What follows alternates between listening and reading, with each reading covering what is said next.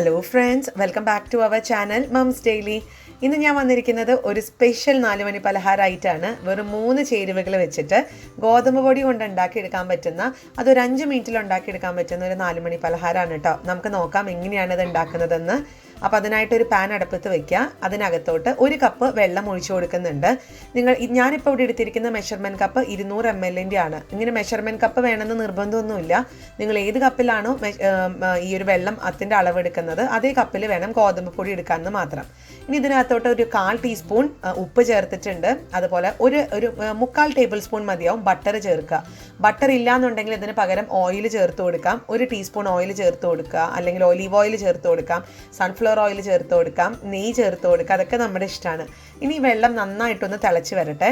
ആ ഒരു സമയത്ത് നമുക്ക് 1 കപ്പ്, ഏത് കപ്പിലാണ് വെള്ളം അളന്നത് അതേ കപ്പിൽ 1 കപ്പ് ഗോതമ്പ് പൊടി ഞാൻ ഇട്ട് കൊടുക്കുന്നുണ്ട്. എന്നിട്ട് ഇത് നന്നായിട്ട് ഇളക്കി കൊടുക്കുക. ഗോതമ്പ് പൊടി ഇട്ടതിന് ശേഷം ഫ്ലെയിം നമുക്ക് പതുക്കെ ഒന്ന് ലോവിലോട്ട് മാറ്റണം കേട്ടോ.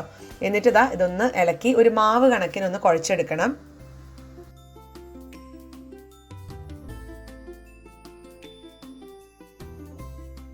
അപ്പം ഈ ഒരു കണക്കിന് ഞാൻ കുഴച്ചെടുത്ത് വന്നിട്ടുണ്ട്.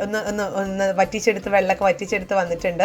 ഇതിനകത്ത് ചിലപ്പം ചെറിയ പൊടികളൊക്കെ കാണാം. അത് കുഴപ്പമൊന്നുമില്ല. അത് നമ്മളിനി കൈകൊണ്ട് നന്നായിട്ടൊന്ന് കുഴച്ചെടുക്കുന്നുണ്ട്. അപ്പോൾ ഞാനിത് ഫ്ലെയിം ഓഫ് ചെയ്ത് ഒരു ബൗളിനകത്തോട്ട് ഇത് മാറ്റി വെച്ചിട്ടുണ്ട്. ഇപ്പം നല്ല ചൂടായതുകൊണ്ട് കുഴയ്ക്കാൻ പറ്റില്ലല്ലോ, നമ്മുടെ കൈ പൊള്ളത്തില്ലേ. അപ്പം അതുകൊണ്ട് ഞാൻ നമ്മുടെ സ്പാച്ചിൽ വെച്ചിട്ട് തന്നെ നന്നായിട്ടൊന്ന് ഇടിച്ചിടിച്ച് കൊടുക്കുന്നുണ്ട്. അപ്പം അത്രത്തോളം അത് ആ ചൂടിൽ അങ്ങ് സോഫ്റ്റ് ആവാൻ വേണ്ടിയിട്ടാണ്. നിങ്ങൾക്കും അങ്ങനെ ചെയ്യാം. ഒരു മരത്തിൻ്റെ തടി ഉണ്ടെങ്കിൽ, നമ്മൾ ഇളക്കുന്ന തടി ഉണ്ടല്ലോ, അതുണ്ടെന്നുണ്ടെങ്കിൽ അത് വെച്ചിട്ട് അതിൻ്റെ പുറകു വശം വെച്ചിട്ട് ഒന്ന് കുത്തി കൊടുക്കാം കേട്ടോ. അപ്പോൾ നമുക്ക് ചൂട് പെട്ടെന്ന് ആറും ചെയ്യും അത്യാവശ്യം. പിന്നെ മാത്രമല്ല നന്നായിട്ട് തന്നെ നമ്മൾ കുഴയ്ക്കുന്ന അതേ ഒരു എഫക്റ്റ് കിട്ടുകയും ചെയ്യും. അപ്പോൾ ഞാൻ അങ്ങനെ ആക്കിയിട്ടുണ്ട്. ഇനിയിപ്പോൾ നമുക്ക് അത്യാവശ്യം കൈ വെച്ച് കുഴയ്ക്കാൻ പറ്റുന്ന ഒരു ചൂടും ആയിട്ടുണ്ട്. ചെറു ചൂടിൽ തന്നെ നമുക്കിത് കുഴച്ചെടുക്കണം, എങ്കിലാണ് നല്ല സോഫ്റ്റ് ആയിട്ട് കിട്ടത്തുള്ളൂ. അപ്പോൾ എന്നോട് പലരും ചോദിക്കാറുണ്ട് ഞാൻ ഉപയോഗിക്കുന്ന ഗോതമ്പ് പൊടി ഏതാണെന്ന്. ഞാൻ ഉപയോഗിക്കുന്ന ഗോതമ്പ് പൊടി ആശീർവാദിൻ്റെ ഗോതമ്പ് പൊടിയാണ്. നല്ല ഗോതമ്പ് പൊടിയാണ് കേട്ടോ. എനിക്കത് ഒത്തിരി ഇഷ്ടമാണ്. നല്ല സോഫ്റ്റാണ് ആ ഗോതമ്പ് പൊടി.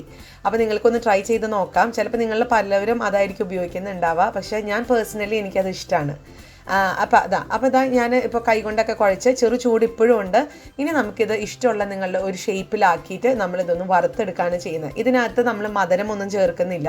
നിങ്ങൾക്ക് ഇതൊരു മധുരമൊന്നും ഇല്ലാതെ കഴിക്കുന്നതാണ് ഇതിൻ്റെ രുചി. പിന്നെ കുഞ്ഞുങ്ങൾക്കൊക്കെ ആകുമ്പോഴത്തേക്കും ഇച്ചിരി മധുരം വേണമല്ലോ. അപ്പം ഞാൻ ലാസ്റ്റാണ് ഇച്ചിരി മധുരമൊക്കെ ഇട്ട് കൊടുക്കുന്നത്, കാണിക്കാം. അപ്പം ഞാൻ ഈ 2 ഷേപ്പുകളുണ്ട് കേട്ടോ. നിങ്ങൾക്ക് ഈ ഒരു ഷേപ്പാക്കി എടുക്കാം, ഉണ്ടയാക്കി എടുക്കാം. ഞാൻ ഇന്നിവിടെ ഒരു കൊച്ചു ഉണ്ടയാക്കിയിട്ടാണ് എടുക്കുന്നത്. അപ്പോൾ അതിന് മുൻപ് 1 മിനിറ്റ് സമയം കൂടെ എടുത്ത് ഒന്നും കൂടെ ഒന്ന് കുഴച്ചു കൊടുക്കുന്നുണ്ട്.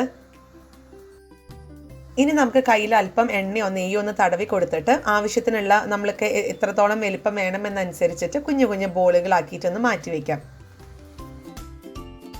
അപ്പോൾ നമ്മുടെ ഈ ഒരു പ്ലേറ്റിൽ ബോൾസ് ഒക്കെ ഇവിടെ റെഡിയാണ്. നല്ല സോഫ്റ്റ് ആണ് കേട്ടോ. ഇനി ഇത് വറുത്തെടുക്കാന്നുള്ളതേ ഉള്ളൂ. അപ്പോൾ അതിനായിട്ടൊരു ഞാനൊരു ചട്ടി അടുപ്പത്ത് വെച്ചിട്ടുണ്ട്. അതിനകത്തോട്ട് സൺഫ്ലവർ ഓയിലാണ് ഒഴിച്ചു കൊടുത്തിരിക്കുന്നത്. നിങ്ങൾക്ക് വേണമെങ്കിൽ വെളിച്ചെണ്ണ വെച്ചിട്ടാണെങ്കിൽ ഇത് വറുത്തെടുക്കാം. അപ്പോൾ ഓയിൽ ഒരു മീഡിയം ഫ്ലെയിമിൽ ഇട്ടിട്ടാണ് ഞാൻ ചൂടാക്കിയിട്ടുണ്ടായിരുന്നത്. അപ്പോൾ മീഡിയം ഫ്ലെയിമിൽ ഇട്ടിട്ട് തന്നെ നമുക്ക് ഇതൊന്ന് വറുത്തെടുക്കണം. അപ്പോൾ ഞാൻ ആദ്യം ഒരെണ്ണം ഒന്ന് ഇട്ട് വറുത്തെടുത്ത് കാണിക്കാം. അങ്ങനെ ചെറിയൊരു ഗോൾഡൻ കളറൊക്കെ ആയി വന്നിട്ടുണ്ട്. ഈ ഒരു സമയത്ത് നമുക്കിത് എടുത്ത് മാറ്റാം. നല്ല രസമാണിത്. എന്താ പറയുക, നല്ല സോഫ്റ്റാണ് ഇതിൻ്റെ ഉള്ളിൽ. അന്ന് പുറമാണെങ്കിൽ അത്യാവശ്യം ക്രിസ്പിനെസ് ഉണ്ട് താനും. അപ്പം ഞാൻ ബാക്കിയുള്ളതും കൂടെ പെട്ടെന്നൊന്ന് വറുത്തെടുത്തിട്ട് വരാം.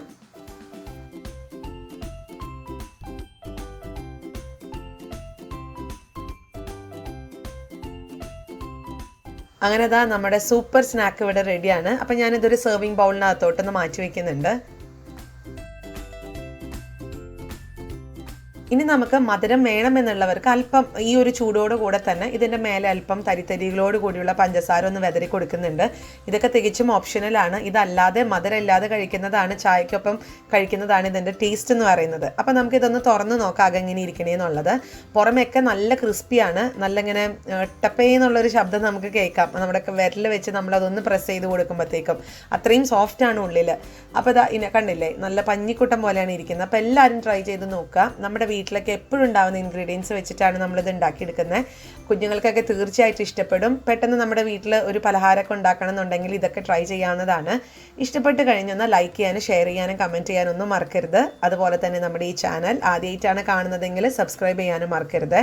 അപ്പോൾ അടുത്തൊരു വീഡിയോ ആയിട്ട് നമുക്ക് ഉടനെ കാണാം. അൻറ്റിൽ ദെൻ ബൈ.